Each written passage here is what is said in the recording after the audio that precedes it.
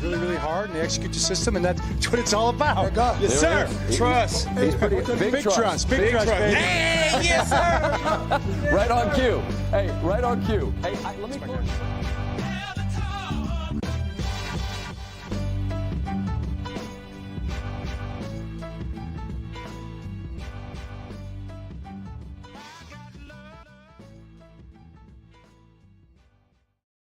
We are back on the Jumbo Set podcast. It is Thursday night, May 1st, 8:28 p.m. We are presented by Jimmy's Famous Seafood. As always, my name is Jake Louque. I'm joined by Spenny McShay. How are we doing tonight, my friend?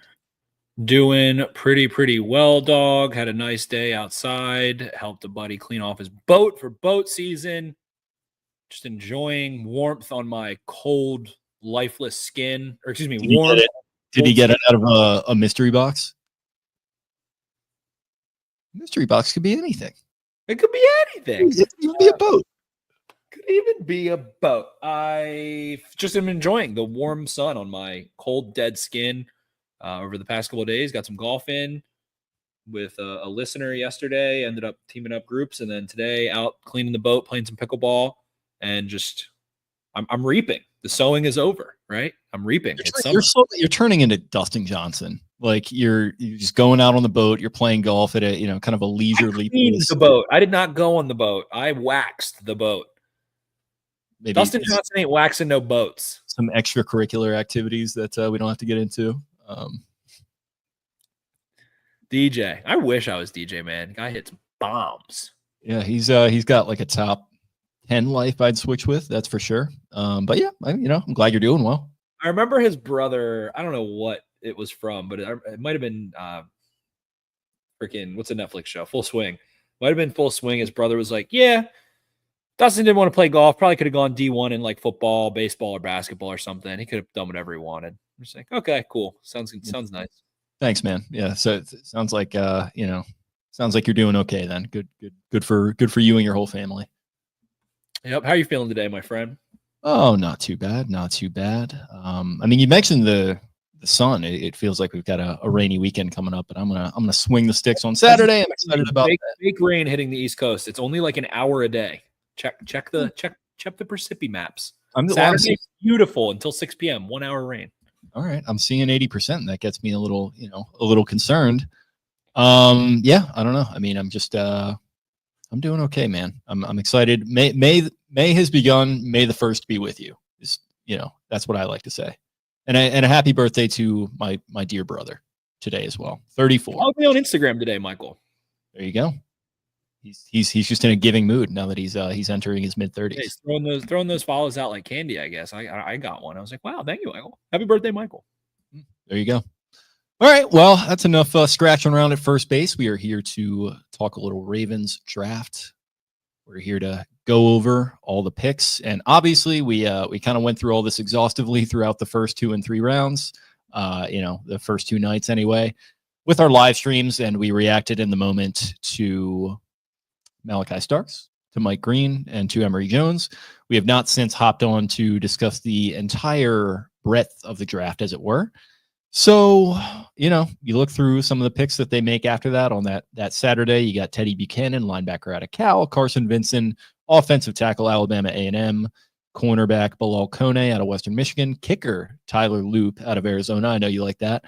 Lejante Wester, wide receiver of Colorado. He of the Hail Mary fame with Shadur Sanders. Aneas Peebles, Virginia Tech. A lot of people hot in the pants about that one. Robert Longerbeam, Rutgers, and Garrett Dellinger, LSU. First thing that comes to mind with you looking back at this draft, and kind of now that we have a couple days to let it wash over us, and if you got any undrafted thoughts too, let me know. They made 11 picks again, and it just continues to shock me how they continue to do that. Most negative thought: one of these guys is getting cut. There's just one's getting cut, and that's, I'd say, I've said it before, one of the biggest things that Eric DeCosta seems to veer away from Ozzie Newsome on is that he will cut a rookie in camp. He will depart with one, sometimes bring him back or trade one. He'll trade one. He'll cut one. He'll depart quickly with them. And I feel like the cupboards are full on the Ravens roster, and one of these guys is not going to make it. I feel like this is going to be, tough for UDFA to make the team this year. And something that Ozzy kept alive was that streak. And we saw that come to an end maybe 3 years ago, their streak of having a UDFA make the roster, which maybe was more of a principle than it was like a necessity. At the end of the day, it's like your 49th guy on the roster, your 53rd guy on the roster, but it was a cool thing for a long time.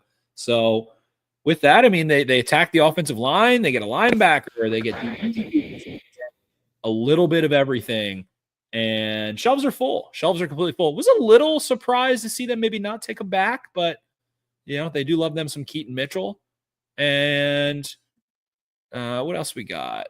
Was no wide receiver taken, if I'm not mistaken, as well. They took Wester, so that would be the Pardon one. me, Lejante Wester. Yep, I actually love that pick.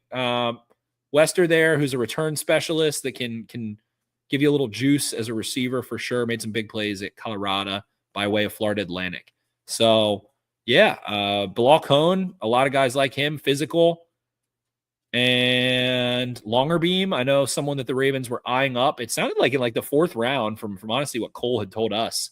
We thought that the Teddy Buchanan pick was going to be Longerbeam, and then they turned that one in and don't end up picking him for a while there. So a lot. Garrett Dellinger, longtime starter that is coming off of an injury. Had a guy who, by the way, I mentioned when we were screaming the 3rd round to Cole, I think, and he was like, "Oh, I actually don't know who that is." And then, funny little bit of serendipity, they go and get him in the 7th round. Look at me, I got my got his ass. SEC players in this. I mean, they get Malaki Starks, Emory Jones. They get Dellinger, so a couple SEC studs, and a lot. I mean, some guys that had floated around a bit. Rutgers, Colorado, Western Michigan by way of Iowa Central Community College by way of Indiana State. Vincent, HBCU stud who can move dudes off the ball, just needs some refinement. He's got all the traits there, so very traitsy tackle. But I don't know, it felt like they took a lot of like role players. I don't know if they took guys that they view as, oh, we're going to get this guy in quick.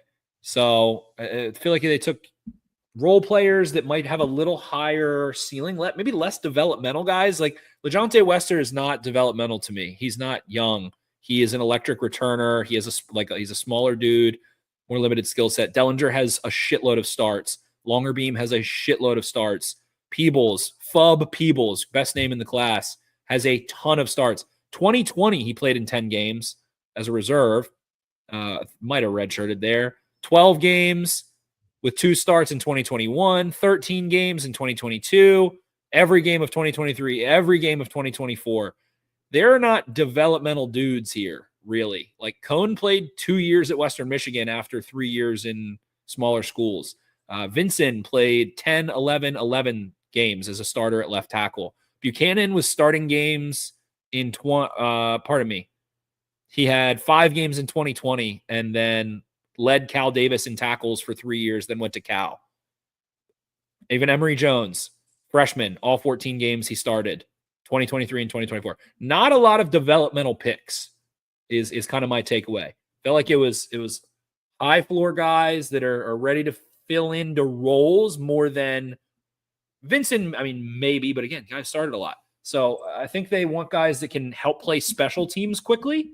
Longerbeam, Buchanan, Cone. I think that's what they're looking for. Their special teams was dog poop last year. Trash.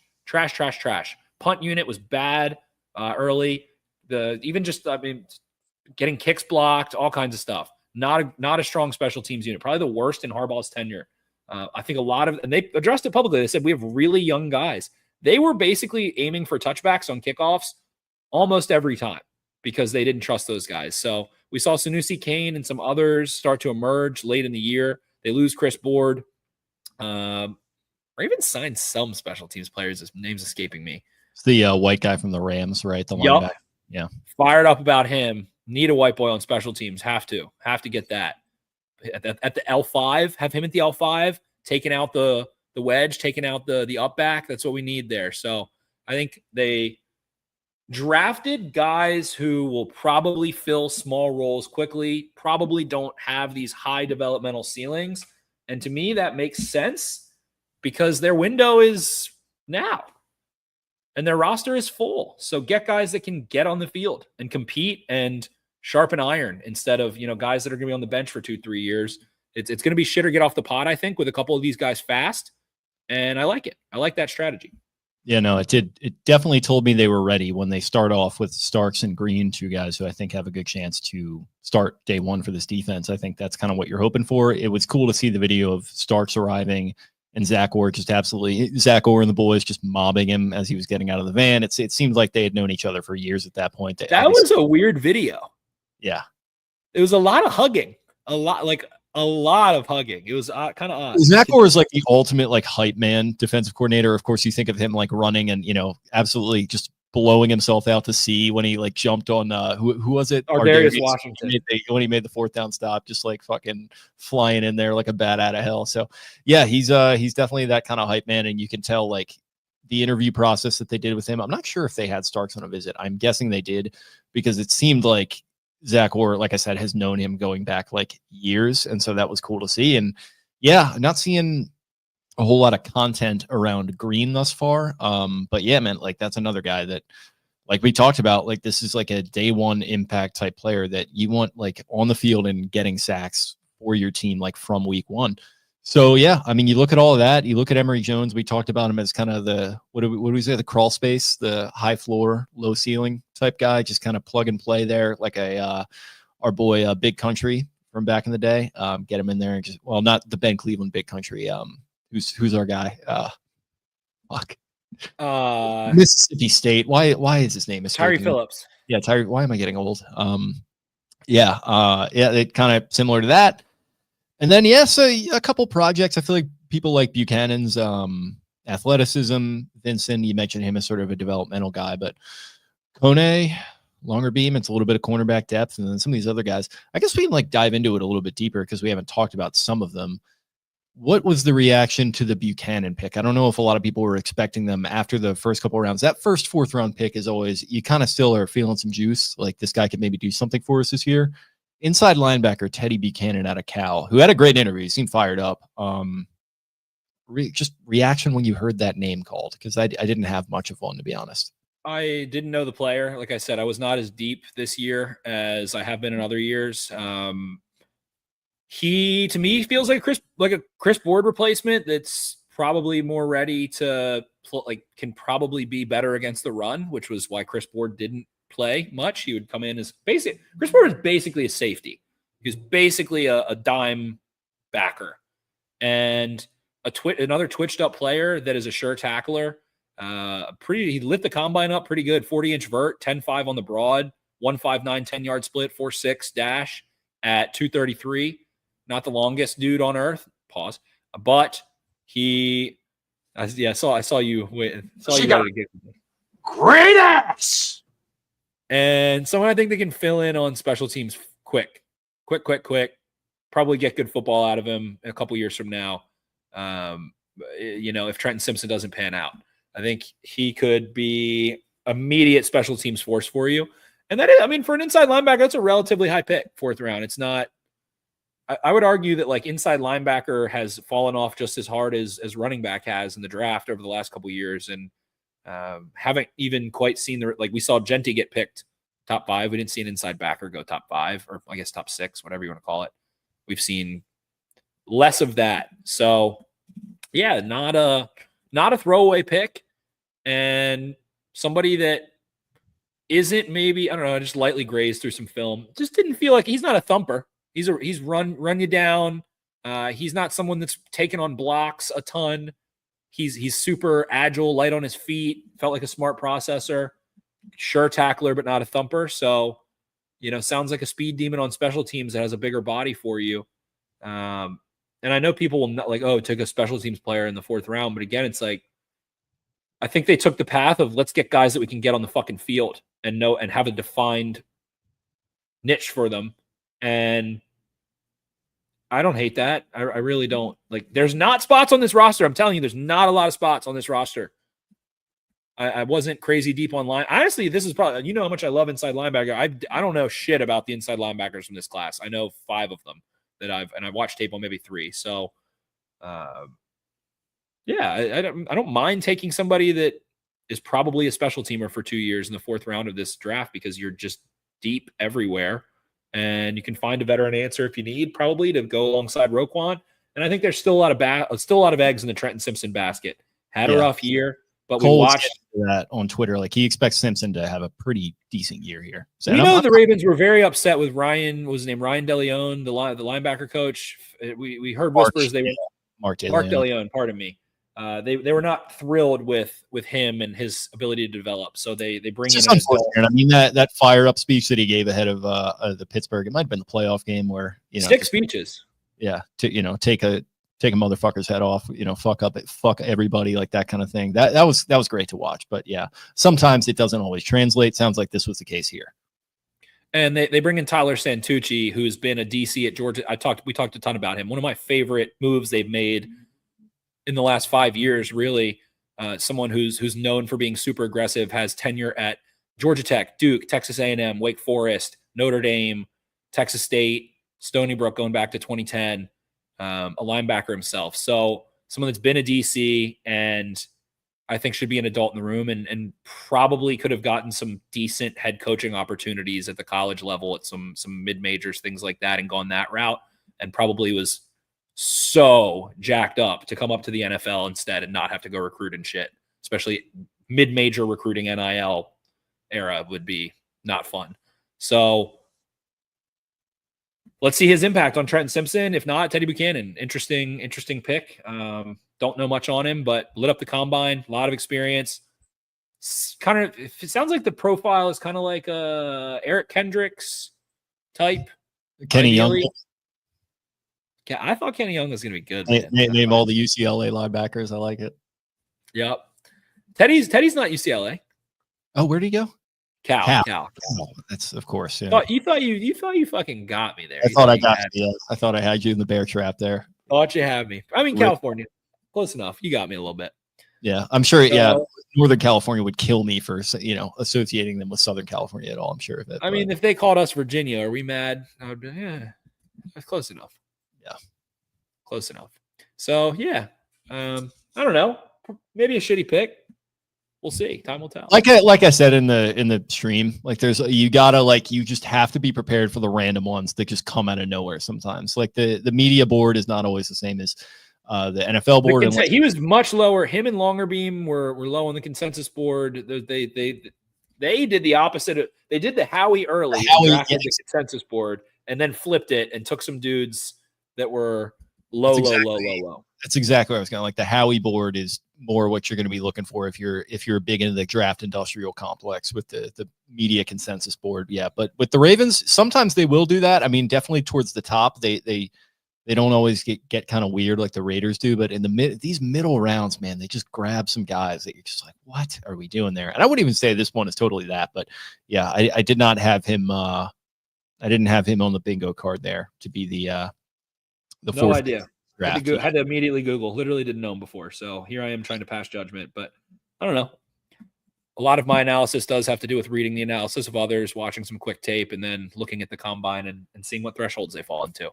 That's half the battle for me. So yeah, if he can run and be effective on special teams, there you go. Yep.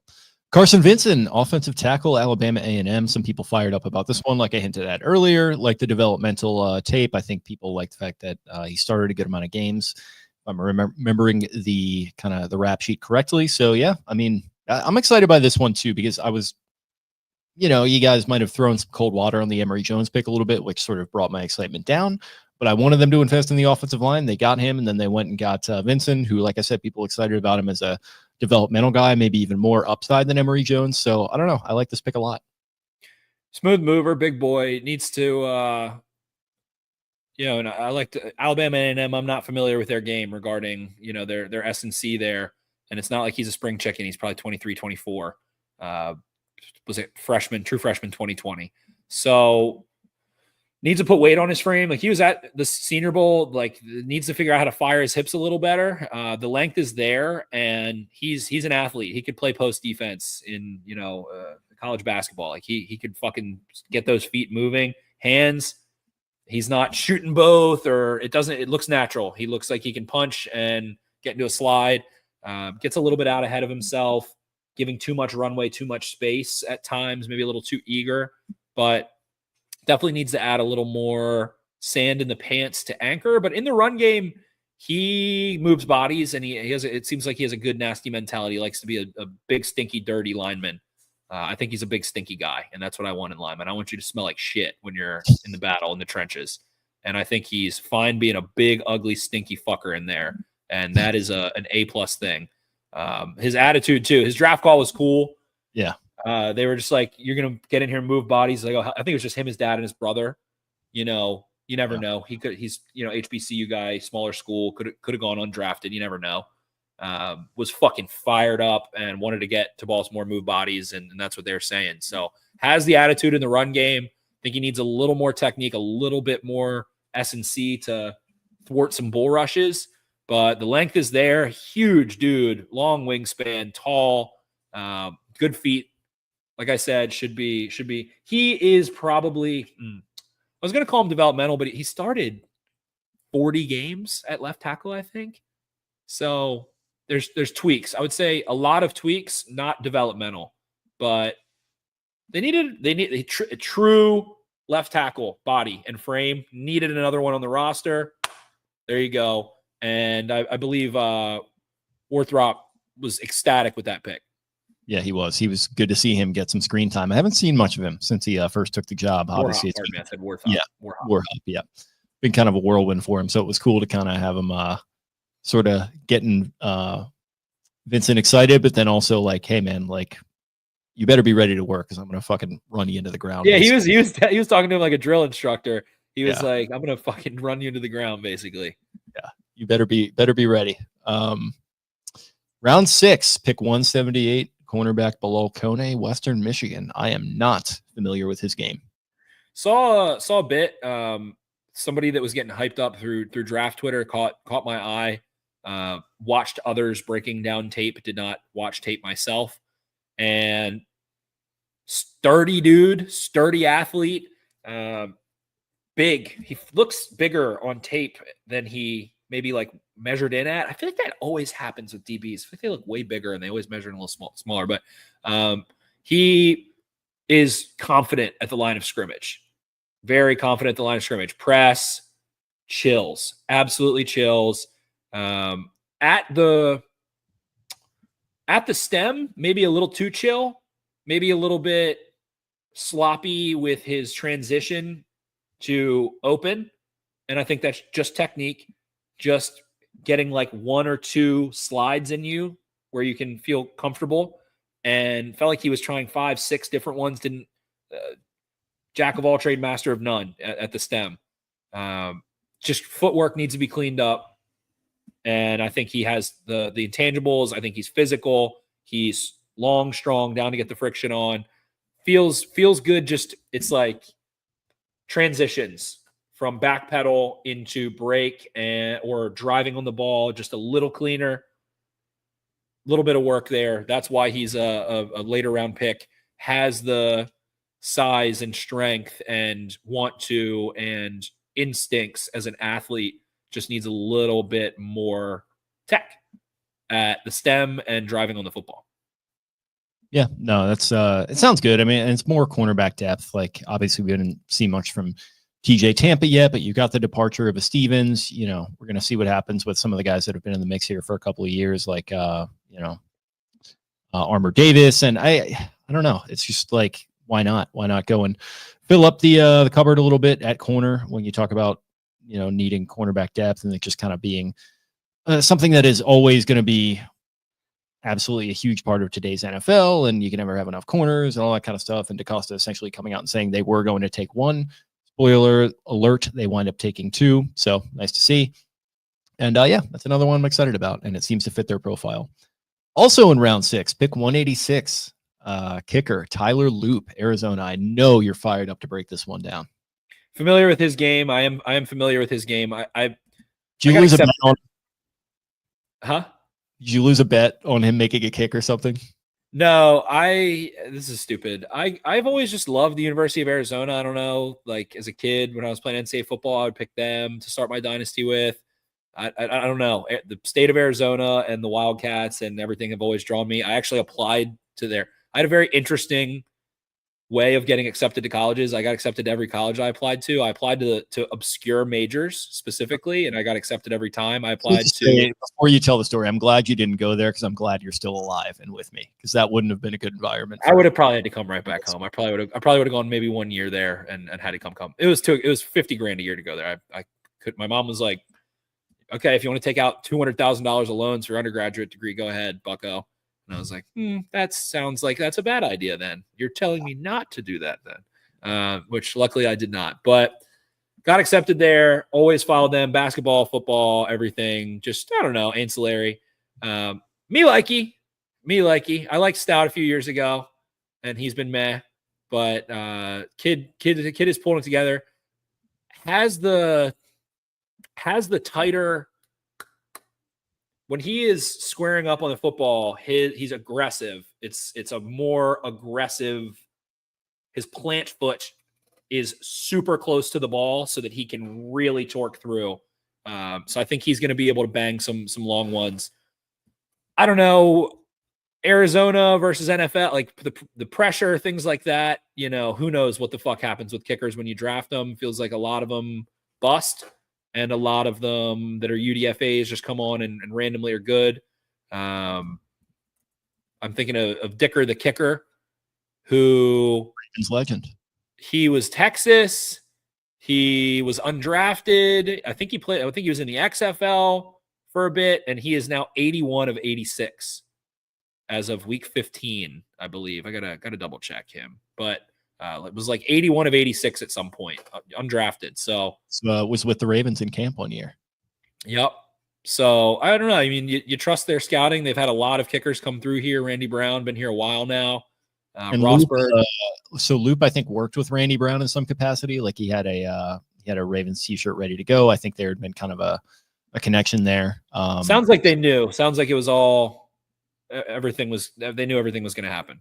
Yeah. So yeah, he's going to come in and I don't know if I'd say compete with Justin Tucker. Like we still don't know what that situation is going to bear out. People pointing to the post June 1 thing. I'm starting to get a little dubious. I really don't know what's going to happen with that situation, but if nothing else, it seems like they've got their insurance if he is not going to be on this team moving forward. So yeah, Tyler Louque out of Arizona is the pick there.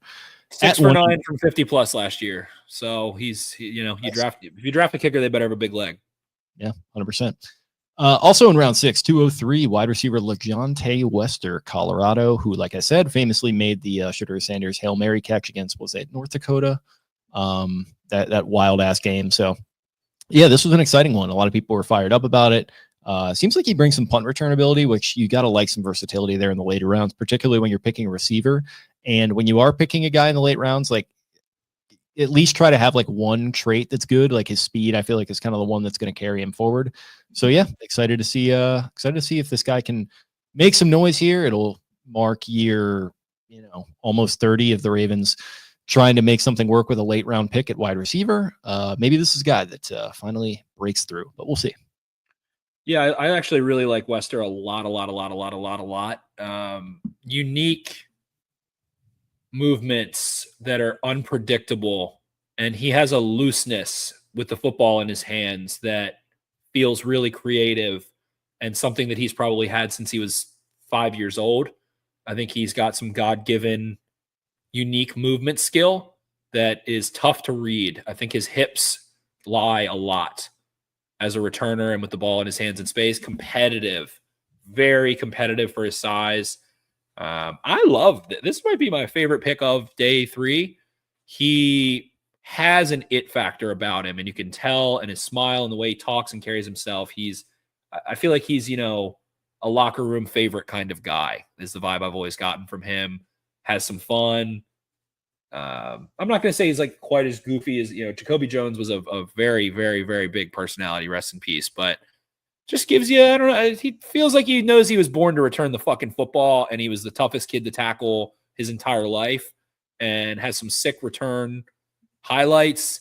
And He had the sixth most receptions in FBS history. He had 326 catches in college. Like, this kid's not just a returner either. So a lot of that is manufactured touches and things, but cool. Like, go get you a Turpin, you know? They're good to have. Right. South right. Florida. And you know, you like to do Zay Flowers stuff.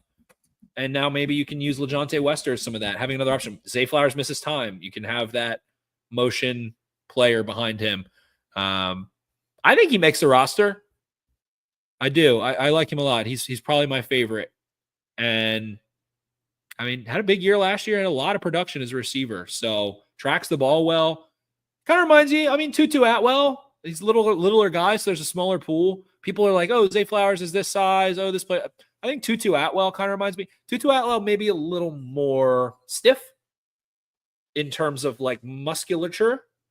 Like I said, Lejante has some looseness that's really unique. So I like it, and I'm a fan. Big fan. I think we see him do some fun things as a returner quickly.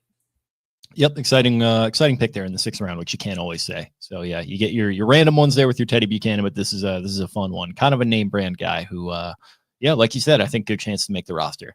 Round 6, pick 210. Another fan favorite here in Aneas Peebles out of Virginia Tech, who had some really interesting social media activity. I don't know if he was in a Discord or something decrying. I don't know what that was. It was like not Reddit. It was something weird. I think it might have been Discord. It was something about, these bitches are going to regret not drafting me, which is just great stuff. He was fired up as well to be making his way to Baltimore. So I know you're into this one. Of course, I'm into this one. We're the Jumbo Set. We love this guy. He has a giant chain that says FUB on it. I fucking love him. I love him to death. He's tiny, but he is quick as a hiccup. He knows he knows how to use the leverage, being shorter, using the leverage. He gets pressure. He's relentless. He has a silky, hezzy spin. He can spin back on you from the inside. Fun. Double teams will eat him alive at this stature. He doesn't have a lot of length. I think if he had length, I think you might be looking at someone not terribly far off from Justin or Nnamdi Madubuike. He tries to do everything as a pass rusher, which I think a lot of the media knocked him for. But I think it also led to really clean wins because of unpredictability. In the NFL, it's going to be different. Oh, the NFL, blah, blah, blah. But I liked it. I don't know. Like, he was just trying to generate pressure at Virginia Tech, and he was one of the best. I think he was top 5 in pressure rate among interior defensive linemen in this class. So good pad level. Doesn't let himself get too high. Fun name. And was really high on the consensus board. Senior Bowl, had a nice Senior Bowl. Lance Zierlein, I remember. Let me see if I can find it. I had him somewhere. However, he consistently battles his way off single blocks and toward the ball. He has an eclectic rush fueled by motor, power, and elusiveness. He does not have the length to stack. Where was what I wanted? He basically said like he cannot take on double teams. I can't find where it is. I don't know. He basically said somewhere can't take on a double team. Has no real chance. He said this. He doesn't have the length to stack and secure gaps as a read and react defender, but he can play in the gaps and up the field. He'll fight hard, but he has no real chance against double teams. I get that because of the weight, but you can have him corkscrew, like drop his knee. There is a technique for him, and I think he's willing. I think he's another. I don't think he's a stinky boy the same way. I think he's a little too shiny, a little too clean, but I think you could teach him a technique to be more effective. I think he could corkscrew, drop his knee, something like that, and stand up to him. But you know where the doubles, when you got Roquan Smith back there, you know where the double team is going to be most of the time, and you can adjust the front accordingly if you need him to play. I don't know. I think it's a little overrated. And if he's playing like 4-eye and 3-tech, like whatever, it's not the end of the world. I think FUB is pissed off and he can figure it out. So doesn't have the length to be good, probably at that height. Like Aaron Donald has had length. Madubuike, a lot of length. He doesn't, but I think he can be a nice player considering his draft position. I think he'd be a nice rotational 3-tech, 4-eye for you that can probably make some noise on some stunts and things too. He's pretty quick. Yeah, definitely. It's an exciting, I mean, how many exciting 6th-round picks are you going to have? And I feel like Wester qualifies as that, and people are pretty fired up about the Peebles pick. So haven't, broken down a ton of the tape, but I'll trust you when you evaluate him like that. So exciting stuff. Round 6 to 12, cornerback Robert Longerbeam from Rutgers, who we had been tipped off was going to be the pick in I think round 5, and he lasts all the way to this point. The Ravens finally do pick him. So we kind of got some inside intel. This one was going to happen. Seems to fit their profile a little bit. From Cole, and then Cole's like, "Ooh, Longerbeam. Ooh, I like Longerbeam." Yeah, right. He's like, he put that out there, so it's out there now. But he put that out there, and you know what that was? That was like fucking DJ sitting there at the desk with Rich Eisen. They had their 3 picks ahead, as far as the picks actually being made. And they're like, you know what I think? I think Cleveland could do here in round 4 or 5. I think they could go with Shedeur Sanders. I think this is where it happens. And then it happens. It's like, guys, we know you knew what the pick was. You don't have to let's not keep up this charade, especially as we get into the 3rd day. Had a ridiculous combine, 11'2" broad jump, nuts. 4.39, 150, 10-yard split, 37-inch vertical. He is light. Ravens really getting skinny. This was not a fat boy draft, really. Mike Green, not the biggest edge. Malaki Stark's not the most gigantic safety. Vincent's pretty tall, but he's a little light. Buchanan, not the biggest. He's tall, but he's not 240. Wester, very small draft class. And I think Longerbeam kind of epitomizes that. Every scouting report you'll read talks about how coaches love him, and he's a culture guy. And that makes sense why he's a Red Star guy for the Ravens. They get their, captain, day 3, Rutgers, freaking how you dern. Yeah, exactly. They've got their, Greg Schiano grinder from Rutgers there. So I think Longerbeam, not an outside guy in the NFL, a little shorter in terms of length. Arms aren't too bad. That's not right. He has teeny hands, but arms aren't too bad. 175, 5'11". He's at Rutgers. He's 24 years old. You're not putting weight on him, so it's not one of those. We know how much I hate that. But feisty in coverage, feisty downfield from what I saw. Crazy ball production, really. He is a grown man playing some kids, but I believe he had let's see. He had 6 pass breakups in 2022. He had 10 in 2023 and 11 in 2024. That is a lot of ball production. He had 2 picks, 1 pick, 2 picks. A lot of forced fumbles. Had 2 forced fumbles 3 times. Had some tackle for losses. He's a willing competitor. Sounds like he'll be in the slot. If I had to guess, the length is okay. We'll see. But somebody that I feel like he's a very feisty tackler, but he's kind of easy to stock block. And if you're a receiver, get out on him and stay out on him. Yep, absolutely. Another guy who, like you said, fits the profile a little bit. He's not quite as tall as kind of they probably would prefer, but that's sort of you get your players with your warts at this point in the draft. So, yeah, I don't know. It's a guy that they liked. I'll trust their judgment as far as corners go. And this might be one of the guys who will be on the chopping block, or maybe he'll get a phantom injury and, stay with the team. Or I don't know. We saw a guy who blew Kelly not make it as a 5th rounder a couple of years ago. So could be another one of those situations, but we'll see. Last pick in this draft, Garrett Dellinger, offensive lineman out of LSU. 6'5", I believe. Got some good measurables. Yeah, 6'4" here. Out of Clarkston, Michigan initially. Senior, played a bunch of games for the Tigers. Actually missed a few in his senior year. Now that I'm seeing this here, but he did play a good amount. He had to get tightrope surgery on his ankle which is not last year. Yeah, you don't want to see that. Started 7 games, missed the second half of the season after having tightrope surgery on high ankle sprain. So, yeah, that's concerning when you're talking about anchor. And I don't know. Like I said, guys at this point, they're going to have their warts.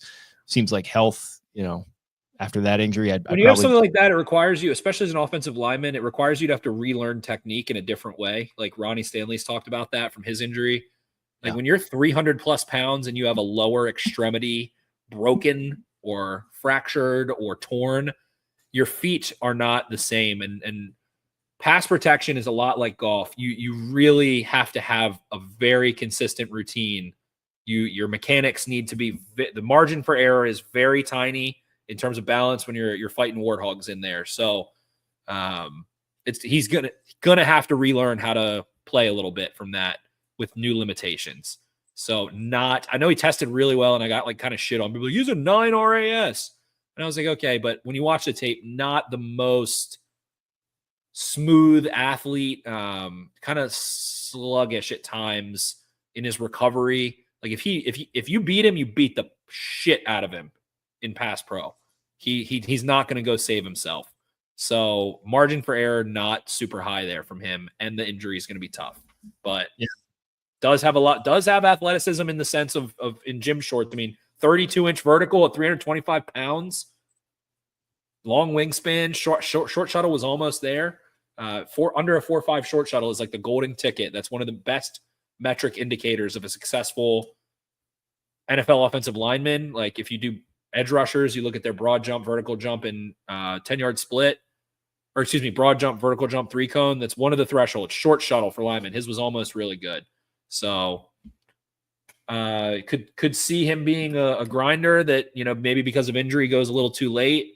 And if he loves it, he figures it out, or also could just see him getting cut quick. Yeah, it's going to be tough. Yeah, he's got 2 picks in front of him, already relatively strong offensive line here. Maybe he could fight it out and try to become a developmental player. Another guy with maybe not even a phantom injury, he can find his way onto IR, stash him a little bit, practice squad, something like that. Would be my expectation, but not a whole lot. But played some football for LSU all 4 years. Seems like good dude, like you mentioned, the athletic upside. So we'll certainly see. And that wraps it up for all the picks made in the draft. Anyone you want to highlight undrafted wise? I didn't really have a ton that I compiled from that. They got Trevor Penning's brother. Yeah. What else did they get? Jared Penning, also out of Northern Iowa. Jay Higgins, the linebacker from Iowa, was a 2-time All-American. Got a nice little signing bonus. They did get a Towson University alumni, Jabanu Fortabo.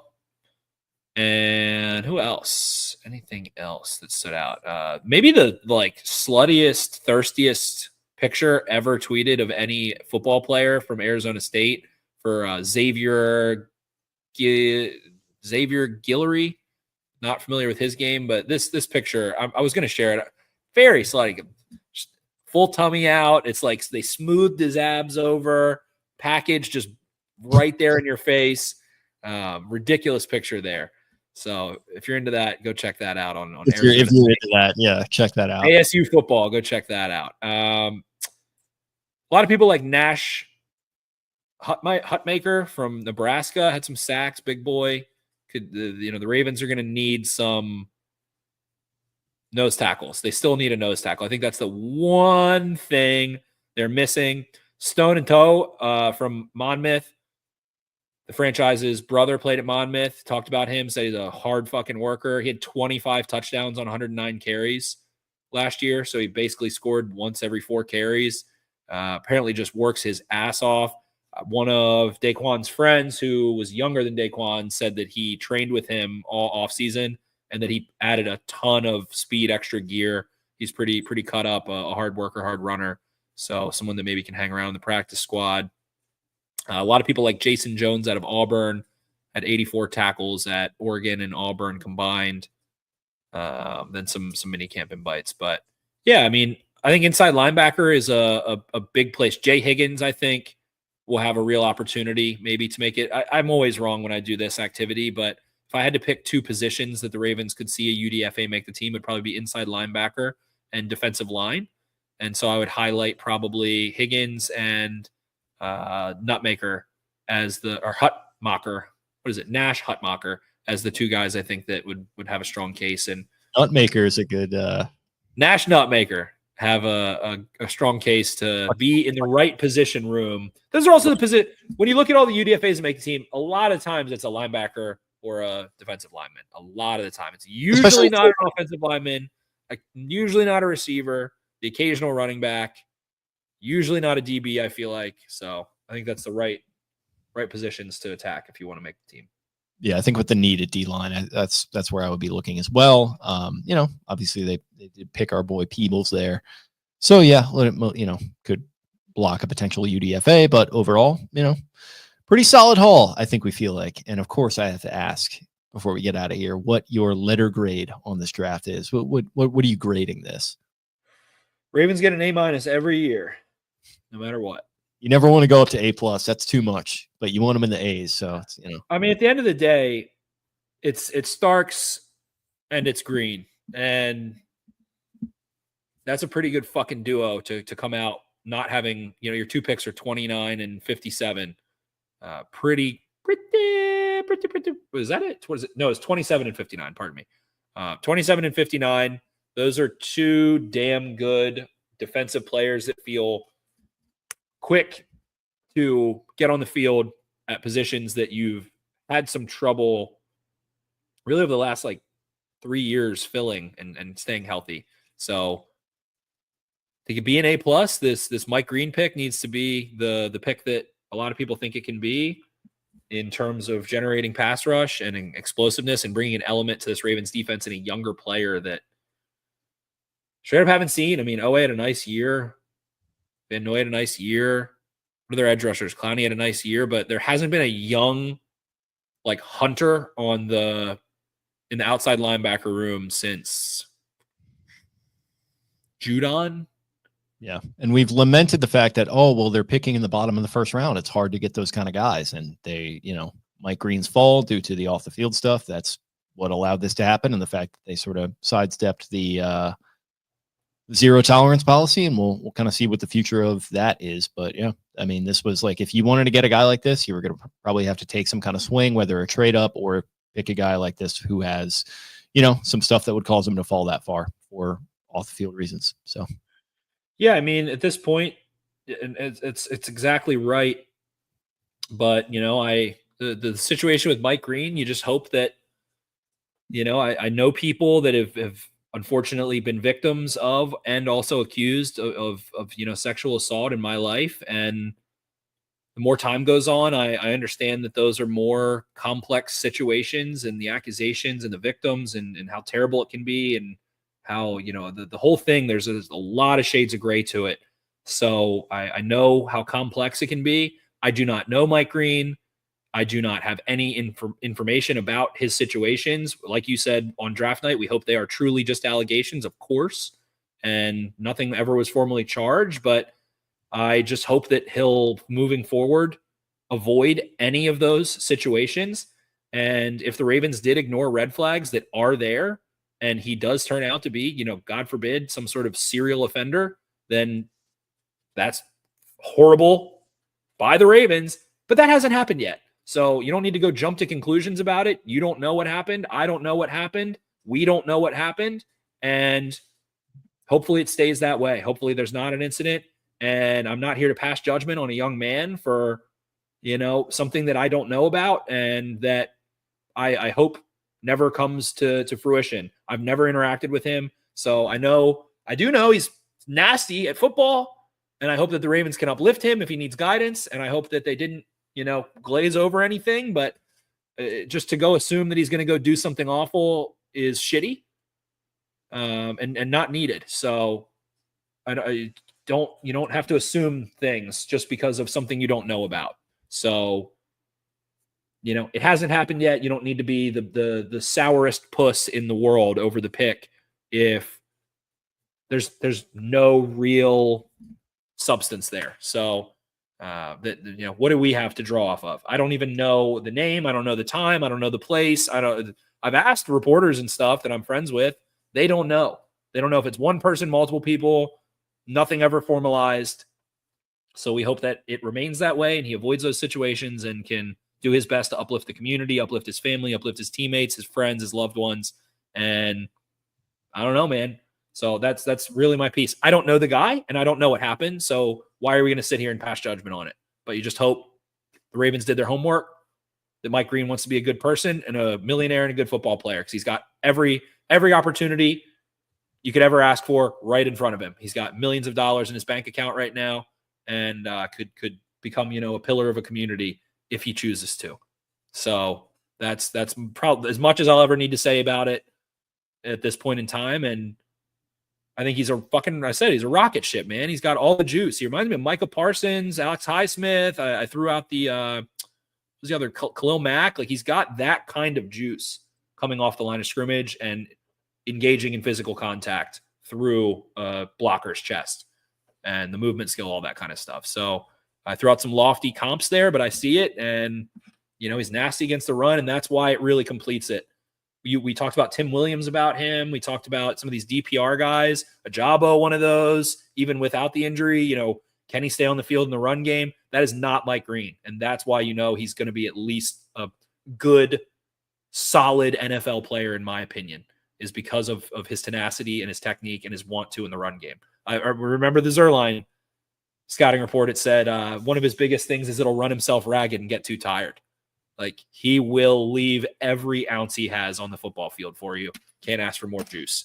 And I'm all about the juice, baby. So see it. Love it. Excited. Mojo. Okay. Well, is that all we've got on the draft before we close this bad boy out?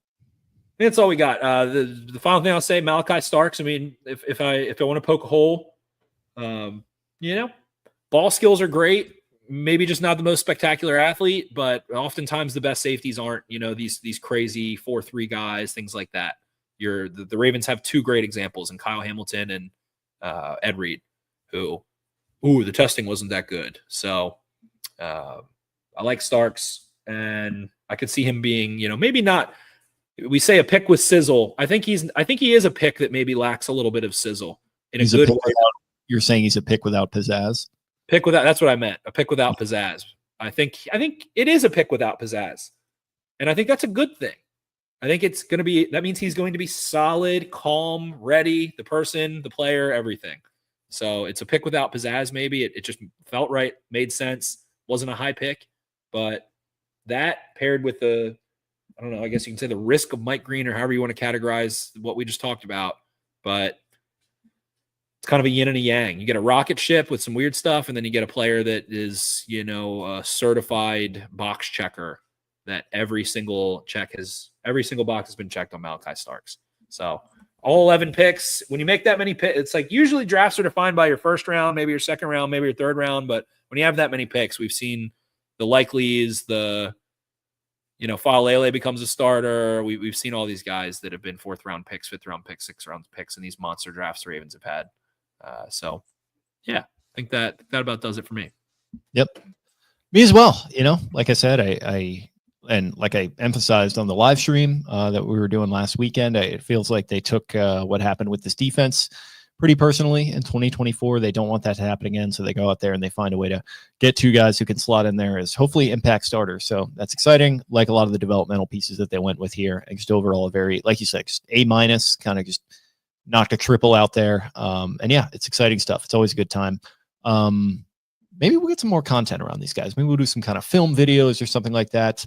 I know Cole loves doing that kind of stuff. So maybe we can get into that a little bit with your side. You can educate me on these guys a little bit. I think that will be a lot of fun. Hollywood Sports, how's the golf game looking? I haven't gotten to play a ton recently, man. I'm going out on Saturday, so excited about that. Playing out at Old Forest Park, Spenny's favorite spot. Excited to get out there, get hopefully some nice weather. You mentioned the fake rain. I'm praying for that. Thank you, Hollywood Sports. As I'm looking at it, Saturday, it is not going to rain until 6. Looks like 7 o'clock actually before any rain starts. Okay. Well, listen, if that's true, I'll absolutely take it. Very exciting stuff. Thank you guys for tuning into this episode, hanging with us. We appreciate y'all very much. If you liked what you heard, subscribe to us here on YouTube, comment on all our videos, like all of them. Follow us on social media at Exit 52 Podcast on X and Instagram. I am at Jake Louque. That's Louque. Spenny's at Ravens 4 Dummies. That is the number 4 in the middle there. We appreciate y'all very much. We appreciate our great sponsors, Jimmy's Famous Seafood, presenting among them. And we'll talk to you guys again very, very soon. See ya. Arrivederci.